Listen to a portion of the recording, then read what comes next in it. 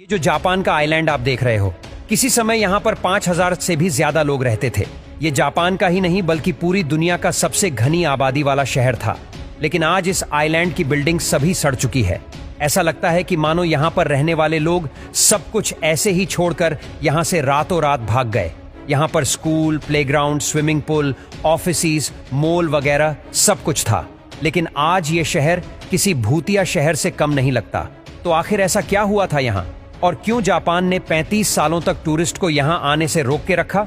आइए जानते हैं। दरअसल इस आइलैंड का नाम है हाशिमा, जो जापान के नागासाकी से 15 किलोमीटर दूर साउथ चाइना सी में मौजूद है।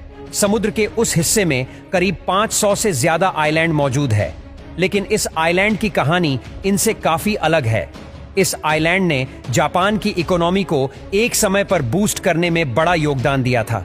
दरअसल इसके पीछे की वजह थी आइलैंड पर हो रही कोल माइनिंग। पिछले 150 सालों में इस आइलैंड से 1,65,00,000 टन कोयला निकाला गया था। ये इतना ज्यादा कोयला है कि इससे पूरे भारत को 1 महीने तक बिजली प्रोवाइड करी जा सकती है।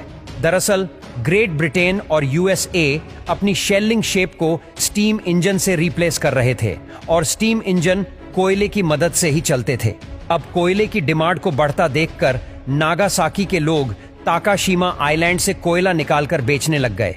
और जब ताकाशिमा आइलैंड पर से कोयला खत्म हो गया तो उन्होंने बाकी के आइलैंड की तरफ रुख मोड़ा। लेकिन तभी हाशिमा आइलैंड पर बाकी सभी आइलैंड के मुकाबले कोयला बहुत बड़ी मात्रा में था। उस वक्त हाथों से ही कोयला निकाला जाता था। लेकिन फिर एक समय पर कोयला हाथों से निकालना इम्पॉसिबल हो गया, और फिर इसके बाद इस हाशिमा आइलैंड को मित्सुबिशी ने खरीद लिया। मित्सुबिशी ने पूरे आइलैंड पर वर्कर्स के लिए घर बनाए और आइलैंड को लहरों से बचाने के लिए एक सी वॉल भी बनाई। 1960 में यहाँ पर 3000 वर्कर्स रहते थे, जो एक साल में 150 टन कोयला निकाल देते थे। उसके बाद आइलैंड पर वर्कर्स की संख्या बढ़ती चली गई और मित्सुबिशी वहां कोंक्रीट के अपार्टमेंट बनाता चला गया। एक समय पर इस आइलैंड से एक साल में 4 लाख टन कोयला निकाले जाने लगा। इस आइलैंड पर उस समय में 1 एकड़ में 335 लोग रहते थे। इतनी घनी आबादी आज तक दुनिया के किसी देश में नहीं देखी गई।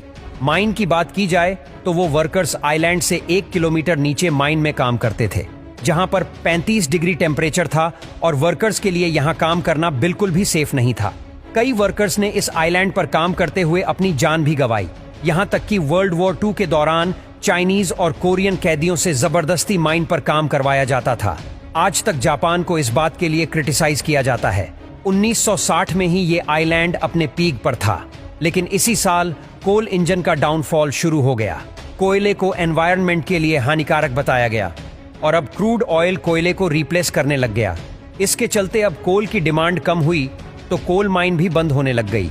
हाशिमा आइलैंड पर वैसे भी माइनिंग बहुत मुश्किल थी, और अक्सर समुद्री तूफान आइलैंड पर आते रहते थे, जिस वजह से अक्सर मित्सुबिशी की बनाई सी वॉल तक टूट जाती थी, और कंपनी को इनकी रिपेयरिंग पर एक्स्ट्रा खर्चा भी आता था। इन सब डिफिकल्टी की वजह से 1974 में कंपनी ने इस कोल माइन को ऑफिशियली बंद कर दिया।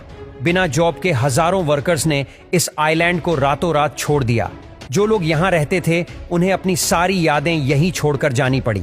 कई सालों तक जापानीज गवर्नमेंट ने इस आइलैंड को सील रखा था, और इसकी वायलेशन करने वाले को सख्त से सख्त सजा दी जाती थी। कई लोग कहते हैं कि जापान अपनी फोर्स्ड लेबर वाली बात को दुनिया से छिपाना चाहता है, लेकिन जापान ने कहा कि उसने ये रूल आइलैंड पर चोरी रोकने के लिए बनाया है। 21वीं सदी में हाशिमा आइलैंड एक घोस्ट टाउन के नाम से फेमस हो गया। सन 2005 में जापान ने इस आइलैंड को टूरिस्ट के लिए खोल दिया। आज यहाँ कई बिल्डिंग्स टाइफून की वजह से गिर चुकी है, और कई बिल्डिंग गिरने वाली है। आज इस आइलैंड को कई हॉरर मूवी में इस्तेमाल किया जा चुका है।